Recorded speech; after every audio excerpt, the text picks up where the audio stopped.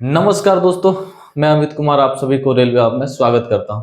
दोस्तों, आज हम लोग इस वीडियो में बात करेंगे जम्मू कश्मीर के पहलगाम में टूरिस्टों पर जो आतंकवादी हमला हुआ है, जो एक धर्म के नाम को देकर आतंकवादियों के द्वारा हमला की गई है वक्फ बोर्ड को लेकर, उस पर आज चर्चा करेंगे। बात है दोस्तों जम्मू कश्मीर के पहलगाम की, जहाँ काफी सारा टूरिस्ट जो है वो पहलगाम के घाटियों में घूमने के लिए जाता है। आज दोपहर लंच के समय में जब वह लंच के लिए टूरिस्ट बैठते हैं तो वहां कुछ आतंकवादी आता है और उसके द्वारा जो भी टूरिस्ट है उनसे उनका नाम पूछा जाता है, उनसे आईडी पूछा जाता है, और जिसे भी हिंदू पाया जाता है उस पर धड़ाधड़ धड़ाधड़ गोलियां आतंकवादियों के द्वारा चला दी जाती है।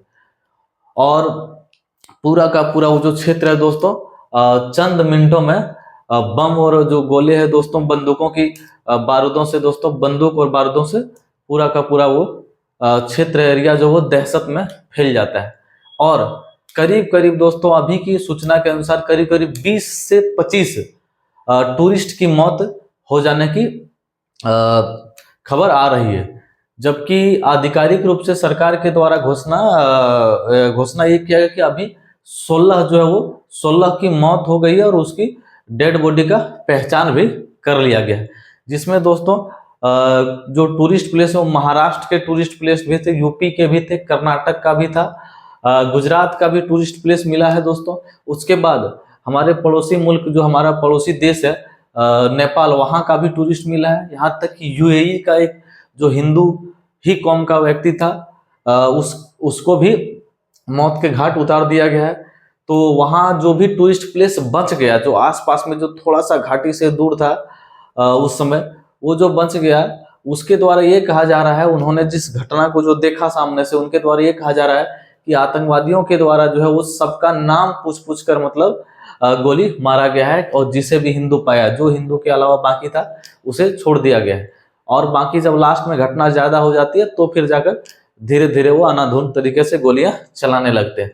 उनका कहना है कि जो वक्फ बोर्ड जो लाया गया बिल, ये बहुत ही ज्यादा ये है मुस्लिम धर्म है उसके खिलाफ है, और इसके चलते ये माना जा रहा है कि ये जो है घटना का अंजाम दिया गया है। तो दोस्तों सवाल ये उठता है कि इसकी जिम्मेदारी किसकी है, केंद्र सरकार की या राज्य सरकार की? बात किया जाए दोस्तों तो वहां जो है वो वर्तमान में केंद्र सरकार के ही अंतर्गत सेना काम करती है और वहां की पुलिस भी काम करती है, क्योंकि जम्मू कश्मीर जो है वर्तमान में केंद्र शासित प्रदेश है, इसलिए वहां की पुलिस जो है वो गृह मंत्रालय के अंतर्गत काम करती है।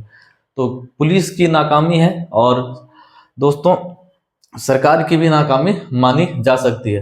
हालांकि अभी अभी जो है वो बच्चों हमारे गृह मंत्री अमित शाह जो अब सूचना के अनुसार ये हो कि वो जम्मू कश्मीर पहुंच गए हैं और एक हाई लेवल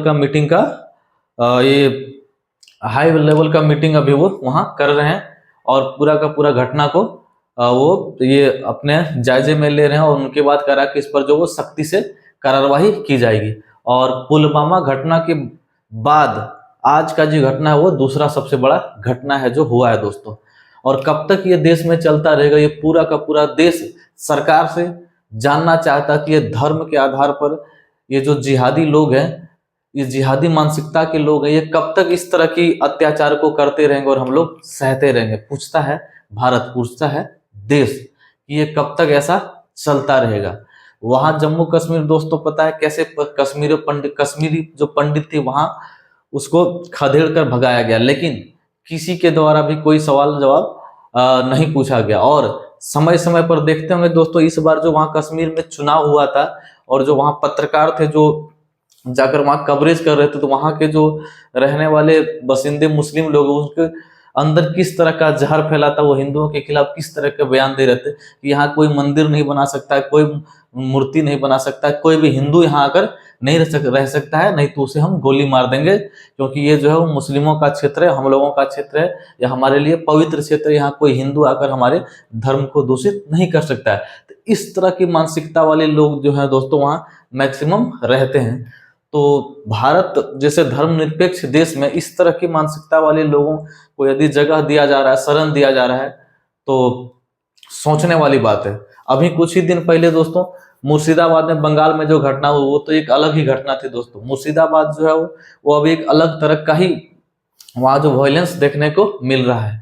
तो देश के कोने कोने पर जहाँ भी इनकी संख्या बढ़ी है वो इस तरह का अंजाम देते ही रहते हैं। यूपी के जो मुख्यमंत्री हैं योगी आदित्यनाथ जी, उन्होंने भी कुछ दिन पहले कहा था कि जहाँ 100 घर की जनसंख्या, 100 घर वाला एक गांव है जिसमें से 99 घर हिंदू और एक घर मुस्लिम है, तो वो एक घर मुस्लिम जो वो ऐसो आराम से जो वो ठाठ बाट से रह सकता है। लेकिन जहाँ 50 घर हिंदू और 50 घर मुस्लिम है, तो 50 घर जो हिंदू है वो सर्वाइव नहीं कर सकता है। 99 मुस्लिम और एक हिंदू है तब तो वहां कोई सवाल ही नहीं उठता, दोनों 50-50 भी हो जाता है तो भी उसे सर्वाइव करना मुश्किल हो जाता है। इस तरह का बयान उनके द्वारा दिया गया था और कहीं ना कहीं ये बयान जो वो 100% सही है और ये ऐसा पाया भी गया और देश के अलग अलग क्षेत्रों में इस तरह की घटना हुई है जहां इनकी संख्या बढ़ी है। चाहे अभी कुछ दिन पहले नागपुर की दंगा की बात किया जाए, कैसे एक साथ तलवार लेकर सारे के सारे लोग जो आकर और वहां हुड़दंग मचाते हैं। तो सरकार को जो है देश पूछना चाहता है कि कब तक हम लोग इस तरह के अत्याचार, इस तरह के आतंकी को झेलते रहेंगे। आप लोग जो है वो ठीक है भाई, अपना राजनीतिक करते रहे, चलते रहे, लेकिन इतना भी राजनीतिक में अंधा मत हो जाइए। सभी पार्टियों से मैं कहना चाहता हूं, आप सेक्युलर बनने के चलते और वोट लेने के चलते इतना भी अंधा मत चाहिए कि देश के जो जनता है वो गर्ग में चला जाए।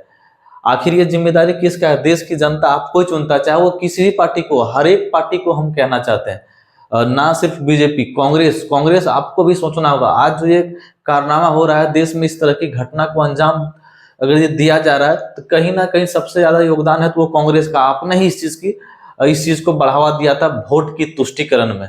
उसके बाद और बाकी जो भी अभी पार्टियां, जैसे कि अखिलेश यादव हो या अखिलेश यादव की पार्टी हो, चाहे वो आपका स्टालिन की पार्टी हो, आपका तमिलनाडु में स्टालिन की पार्टी हो, या आपका जो भी और पूरे जगह जगह पर जो भी पार्टी, बिहार में तेजस्वी यादव को, या केंद्र में बीजेपी की सरकार हो, हर एक पार्टी से राष्ट्र जो है, ये देश है, पूछता है कि आप लोग कब तक ये तुष्टीकरण की राजनीति करते रहेंगे और ये करते रहेंगे और देश के लोग इसी तरह मरते रहेंगे।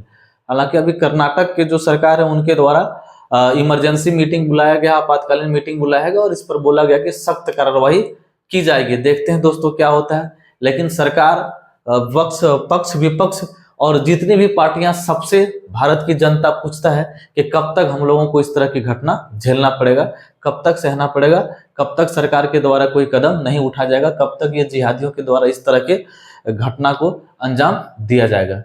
तो उम्मीद करते हैं दोस्तों सरकार जो इस पर ये काफी कठिन और कार्रवाइयां करेगी। देखते हैं, उम्मीद करते हैं किस तरह का आता है। मिलते हैं दोस्तों अगले वीडियो में, तब तक के लिए बहुत बहुत धन्यवाद।